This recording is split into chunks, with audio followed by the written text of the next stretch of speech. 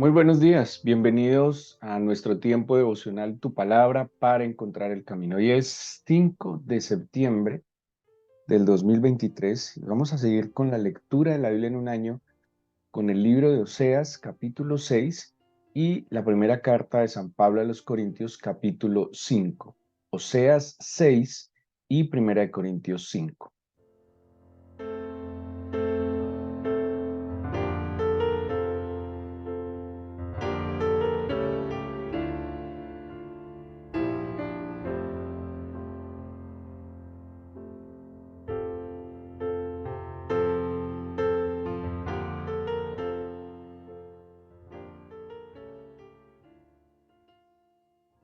Jesucristo es nuestro exhortador, es aquel eh, paracletos, compañero, aquel que está al lado nuestro para apoyarnos, para motivarnos, también para corregirnos, porque de eso también hace parte lo que es ser el que exhorta, el que está estimulando, el que está llamando la atención para que volvamos al camino.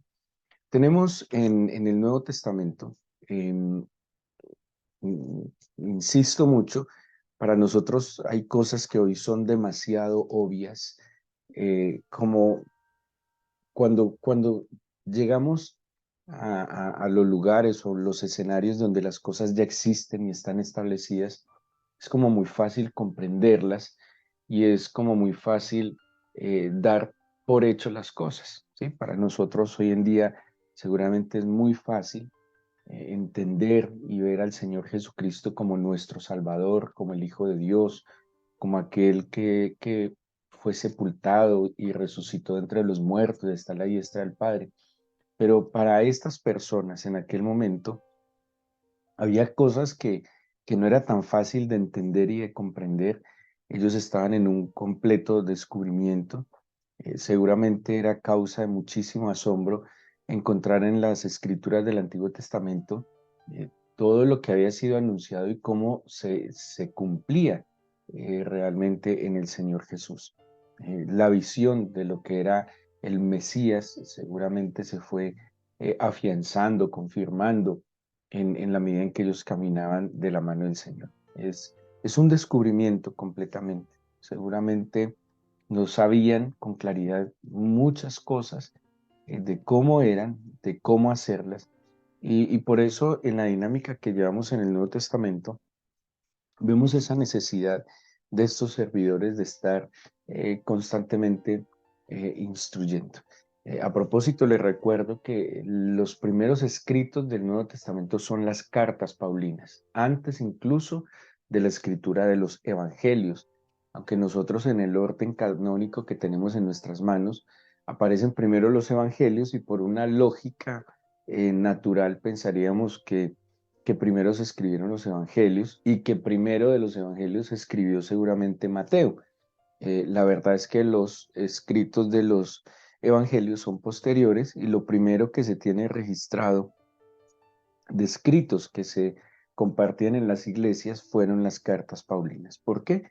Pues porque surgen del mismo ejercicio de la evangelización, del discipulado, del cumplimiento de lo que el Señor había establecido para los discípulos. En la medida en que la iglesia se va estableciendo inicialmente, estaban los apóstoles, aquellos 11, acordémonos que había perecido uno a causa de su pecado, estaban los 11 apóstoles reconocidos por la iglesia de Jerusalén. El apóstol funge como una especie de aquel que es enviado, de hecho apóstol es enviado, y que está enviado a establecer la iglesia. ¿Sí? El Señor le dijo específicamente a los apóstoles que fueran por todo el mundo, bautizando, enseñando, instruyendo, llevando el mensaje de salvación. Estos apóstoles empiezan a multiplicar esta obra a través de otros discípulos, que según el dato que nos da la escritura, por lo menos había 120 personas en el aposento alto cuando llega el Espíritu Santo. Entre ellos sabemos que estaba la familia biológica del Señor Jesús, sus hermanos, su madre, y seguramente cercanos al Señor Jesús, que van a ser parte de la iglesia activa, pues que se va a empezar a esparcir por el mundo.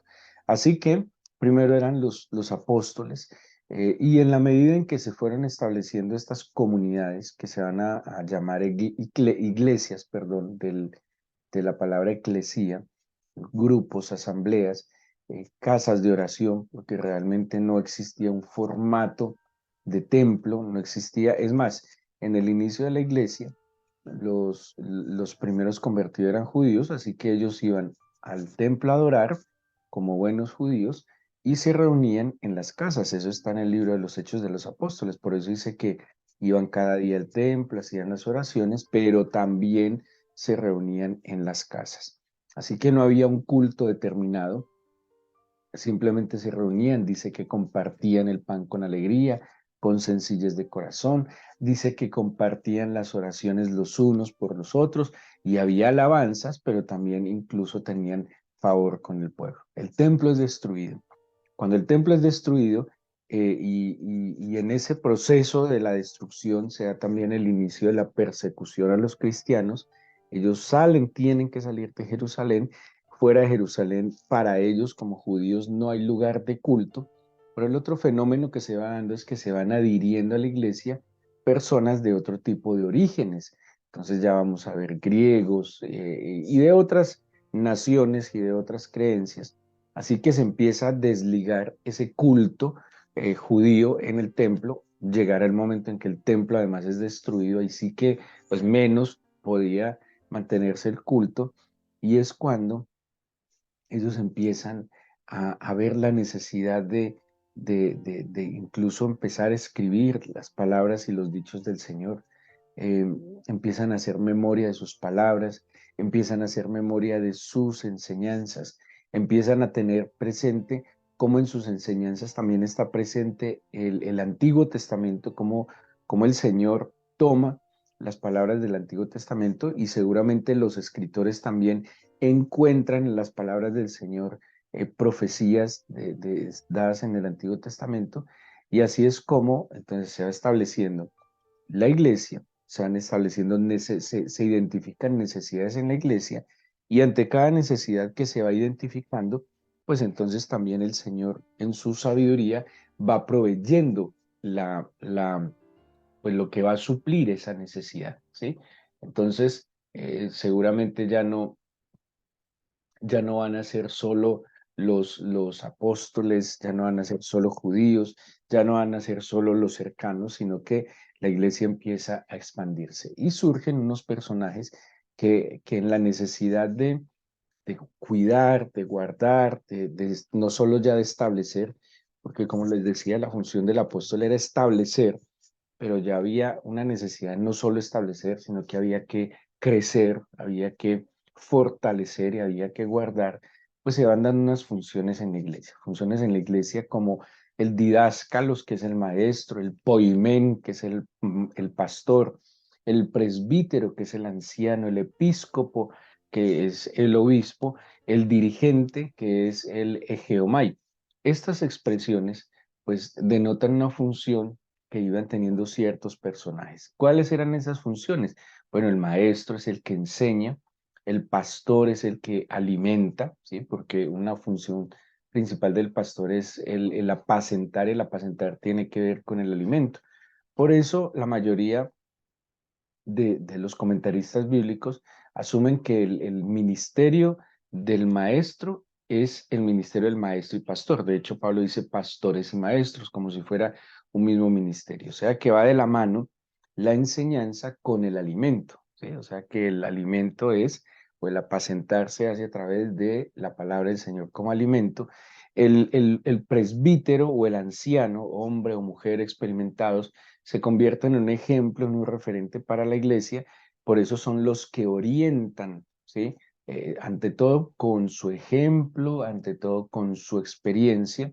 Están los obispos o episcopos, que tiene que ver con el observar, con el cuidar, con el guardar, estar atento en el estado de la feligresía de los discípulos, y el egeomai, que es dirigente o líder, pues que debe darle una dirección a la iglesia. Cuando nosotros analizamos un poco al apóstol San Pablo, entendiendo que estas funciones sí estaban repartidas, pero él por su ministerio, pues cumple por el poder del Espíritu, obviamente, varias de estas funciones, ¿sí? Entonces tenemos primero como apóstol.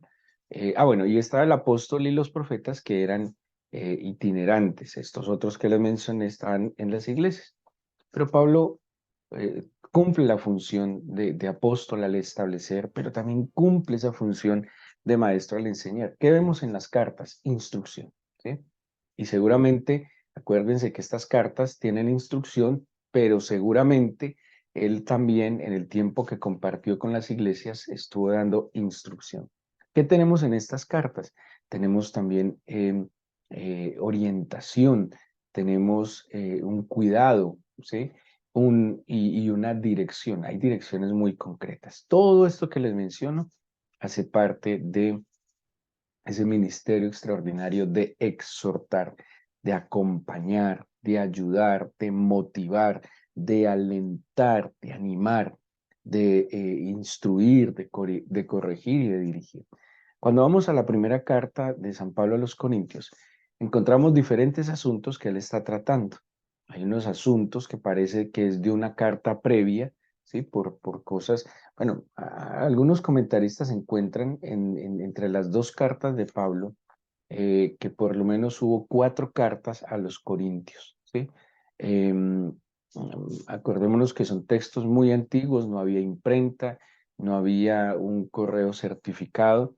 La única manera de preservar estos escritos eran con copias, copias que en el tiempo de Pablo se usaba sobre todo en los escritos de las cartas, ya no en pergamino, que el pergamino es un material muy fino porque son cueros de animales, es un material mucho más duradero, sino que se utilizaba más el papiro, que el papiro era de origen vegetal y el papiro estaba más expuesto al deterioro.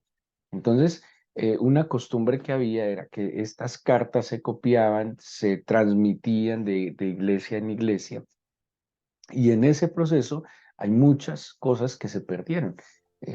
Cuando tenemos entonces las dos cartas de nosotros de Corintios y se desglosa y se desmenuza muy bien, se detalla muy bien el escrito, se puede deducir y encontrar eh, por lo menos cuatro cartas que Pablo escribió a los Corintios. Una carta previa, una carta que luego la reacciona a su carta en 1 Corintios se encuentran por lo menos como dos variaciones, como si fueran dos cartas que se juntaron y tiene mucho sentido. Uno, porque no existían, cuando Pablo escribe las cartas, no dice capítulo 1, versículo 1 tal, versículo 2 tal, eso es una nomenclatura muy posterior. Él escribe la carta, ¿sí? Él está escribiendo la carta.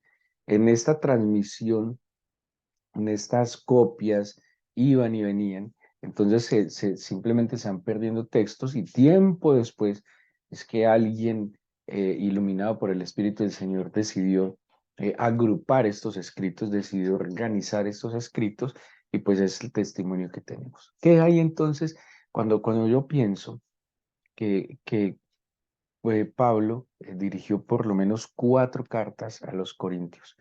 Vemos un pastor, un maestro que está muy pendiente de acompañar a su iglesia, ¿sí?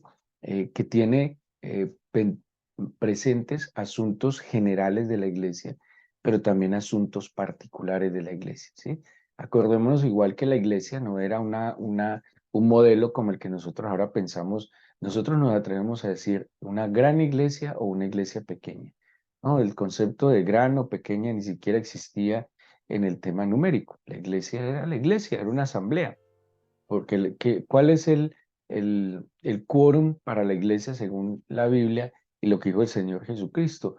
Mínimo dos o tres que estén reunidos en su nombre. O sea, eso ya es una iglesia. Ahora, ¿quién puede decir que eso es una iglesia pequeña si la grandeza de la iglesia al fin y al cabo es el Señor? ¿Sí? Va a haber una iglesia numerosa, eso es otra cosa, una iglesia poco numerosa, pero la grandeza definitivamente está en la presencia del Señor en medio de esa asamblea, en medio de esa congregación. Así que Pablo entonces como ese maestro, como ese pastor, pero también como ese guardador, ese cuidador, ese dirigente. En estas cartas vemos cómo él acompaña, ¿sí? Tanto presencialmente como a través de estas cartas las situaciones que están viviendo los corintios. El capítulo 3, seguramente, quiero retomar un poco lo que hemos leído esta semana. El capítulo 3 muestra una situación de inmadurez en medio de los corintios, donde hay sectarismos, preferencias, donde están discutiendo que algunos prefieren a Apolos, que algunos prefieren a Pablo, otros que algunos prefieren a Pedro, otros que ni a ninguno de los tres, ¿sí? Donde cada uno está como inclinándose hacia un ser humano. Pablo insiste en decir que no importa quién siembra, quién es el que establece, que lo importante es el crecimiento que da el Señor Jesús. No puede haber simplemente unas preferencias egoístas. Es normal que haya una identidad con ciertas personas, es normal, pero esa identidad no puede llevar a que haya exclusiones o como lo que Pablo está exhortando, sectarismo, ¿sí? Y todo esto es a corregir aquellas cosas deficientes que se están dando en la iglesia. En el capítulo 4 habla de ciertos juicios y prejuicios que tiene la iglesia, ¿sí? Entonces, mire que son cosas que sí se vive también en el tiempo presente en las congregaciones, ¿sí? Por un lado, sectarismos, preferencias, inmadurez, eh, no sé, ciertos grupos que de alguna manera excluyen a otros grupos, jerarquías. Se dan unas jerarquías en la iglesia que, que de alguna manera es delicado, ¿sí? Creo que hay unas funciones claras en la iglesia, pero no caer en esos, como en esos segmentos excluyentes, sino pues el Señor mismo amó, aceptó. En el capítulo 4 entonces se están dando unos juicios, prejuicios, incluso en contra del mismo Pablo. Pablo está tratando de explicarles acerca del ministerio, de la obra, que al fin y al cabo la obra es del Señor. Pablo se presenta de alguna manera con humildad diciendo que él es un instrumento, ¿sí? Y en el capítulo 5 aparece algo, un tema muy delicado, y es un caso de inmoralidad. Pero quería del capítulo 4 resaltar unos versículos. Mm, en el capítulo 4, 6 dice, hermanos, lo he presentado como ejemplo en mí y en Apolos, por amor de vosotros, para que en nosotros aprendáis a no pensar más de lo que está escrito, no sea que por causa de uno os envanezcáis unos contra otros. Aquí les está exhortando a alejarse de los prejuicios y de los juicios. No piensen más de lo que está escrito. Pablo también escribe, aprendan a no pensar mal de lo que ven o oyen de mí, o sea, limítense a eso, porque siempre estamos viendo más allá, ¿sí? Porque siempre tenemos esa imaginación tan presa a los prejuicios, porque no nos detenemos a entender las cosas simplemente como son y no ir más allá sin necesidad. Generalmente nos pasamos de la raya en pensar más allá de lo que vemos o escuchamos o que está escrito. En el 14 del capítulo 4 les dice, no os escribo esto para avergonzaros, ¿sí? Esto es exhortación, sino para amonestaros como a hijos míos amados, ¿sí? Acuérdense que la exhortación tiene que ver con la compañía, con el afecto fraternal. Y como hijos amados les está diciendo, les llamo la atención. Como los amo, yo no quiero que sigan en ese camino, los estoy motivando, los estoy exhortando a que pongan las cosas en su lugar. En el versículo 20 dice, el reino de Dios no consiste en palabras, sino en poder. Y el 21, hablando en un tono un poco más fuerte, dice, ¿qué queréis? ¿Iré a vosotros con vara o con amor y espíritu de mansedumbre? O sea, Él les está amonestando, les está exhortando, les está llamando la atención, los está corrigiendo, en otros casos los está reprendiendo y les dice, no crean que les estoy hablando así con este tono porque estoy ausente, porque si quieren yo voy y también se los digo. ¿Cómo sería el comportamiento también de los corintios pues que Pablo se atrevía a decirles en este tono. Y en el capítulo 5 aparece un caso inmoral muy delicado y es un incesto, ¿sí? Porque dice el versículo 1, se oye que hay entre vosotros fornicación, tal fornicación cual ni aún se nombra entre los gentiles. O sea, este caso era un caso de inmoralidad extremo, ¿sí? Y dice, tanto que alguno tiene la mujer de su padre. Eso es incesto. Esto es delicadísimo y no se puede permitir. Mire, cuando en la iglesia se empiezan a permitir ciertas inmoralidades y todo se va quedando como en silencio, eso lastimosamente va trayendo una, permítame decirlo así, una especie de influencia, son brechas y puertas que se abren que van a traer mal y destrucción a la misma iglesia. La iglesia es una asamblea apartada, ¿sí? Es una asamblea exclusiva, apartada a ser diferente para el Señor. Entonces, no puede haber comportamientos en la iglesia que se van volviendo comunes. Por ejemplo, como aquí está hablando de casos de inmoralidad en la iglesia, a veces hay iglesias que se empiezan a volver chismosas, ¿sí? Y que llevan y traen, y que este dijo, que no dijo, que mira, eso es malo, eso no está bien, porque eso abre puertas y brechas que le van a hacer daño a la misma comunidad eclesial. Aquí se empiezan a dar unas cosas, hasta aparece este acto de inmoralidad y Pablo es muy, muy firme en esta situación. Les dice, ustedes están envanecidos, no deberían más bien lamentarse, avergonzarse por esto que está sucediendo. Dice el versículo 3, yo como ausente en cuerpo, pero presente en espíritu, ya como presente he juzgado al que tales cosas hace. En el nombre de nuestro Señor, versículo 4, reunidos vosotros y mi espíritu con el poder de nuestro Señor, el tal sea entregado a Satanás para destrucción de la carne, a fin de que el espíritu sea salvo en el día del Señor. Complejo, muy fuerte, tiene un trasfondo muy, muy importante que pues, el tiempo no nos permite verlo, pero está diciendo es, bueno, salvemos el alma, así haya consecuencias en el cuerpo. Ahora lo importante es que se salve el alma. Había jactancia en ellos, dice versículo 6 en el 7, limpiaos pues de la vieja levadura para que seáis nueva masa, sin levadura como sois, porque nuestra Pascua, que es Cristo, ya fue sacrificada por nosotros. Así que entonces en la alegoría de la fiesta de los panes sin levadura les está hablando acerca de purificarse como iglesia, de que se santifiquen, de que saquen, de que no sean condescendientes con el pecado, ¿sí? Que no sean tolerantes con el pecado. Es que esto es un caso extremo, es de verdad que es un caso extremo. Hay otros casos que se dan en la iglesia a veces, como y se da, ¿sí? Divorcios y que se vuelven a casar y si este no funcionó, entonces se vuelven a divorciar y entonces se vuelven a casar y se juntan unos con otros y esas dinámicas se vuelven muy delicadas porque el tema del divorcio es un tema muy complejo en la Biblia que no se puede volver como algo de desechar lo que no funciona. Y eso es algo que también la Biblia va a corregir.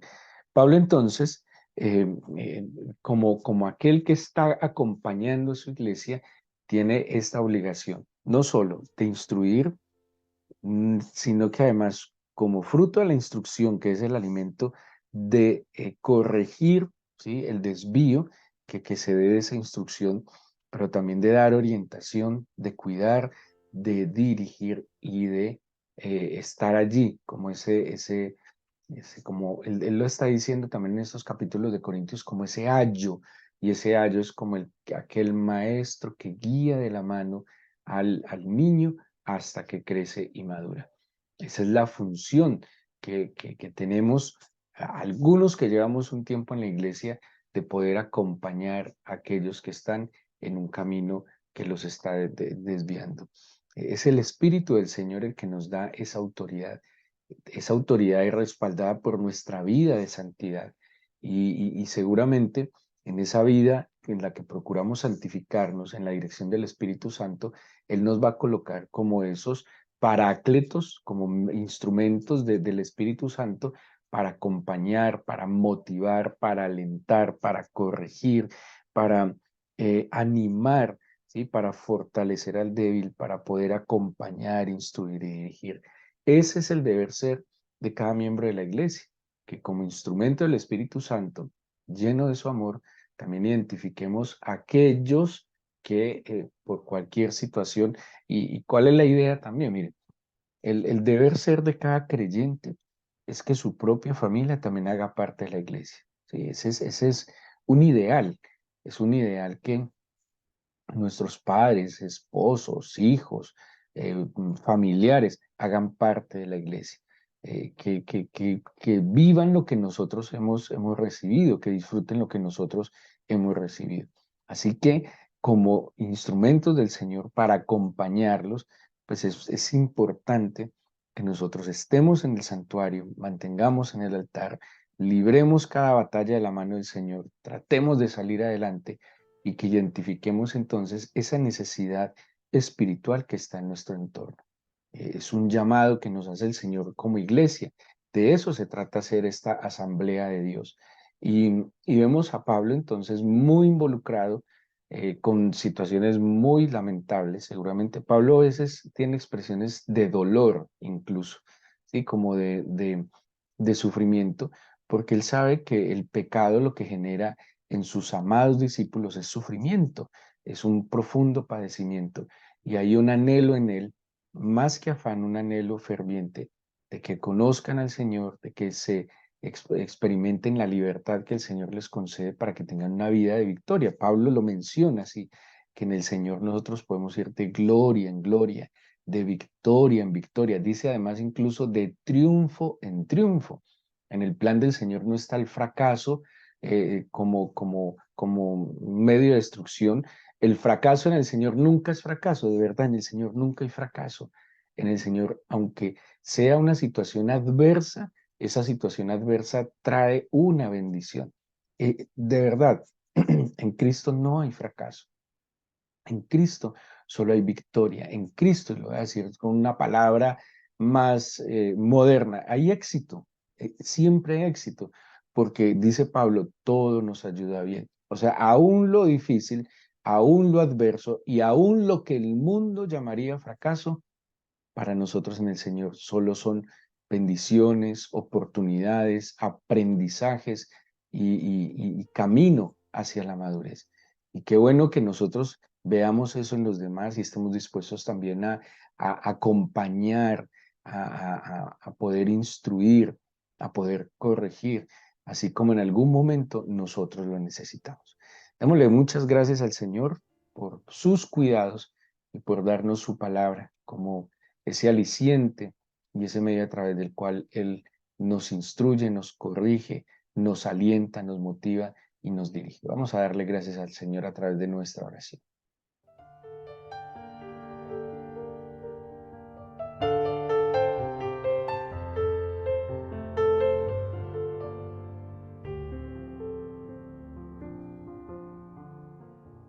Esta mañana quiero pedirte, Padre, que en medio de nosotros no escasee nunca tu santa palabra y que nunca escasee en medio de nosotros tus visiones. Te pido, amado Padre, que siempre pongas semilla para sembrar en nuestros labios y que nuestros corazones sean esos terrenos preparados para que esa semilla fructifique.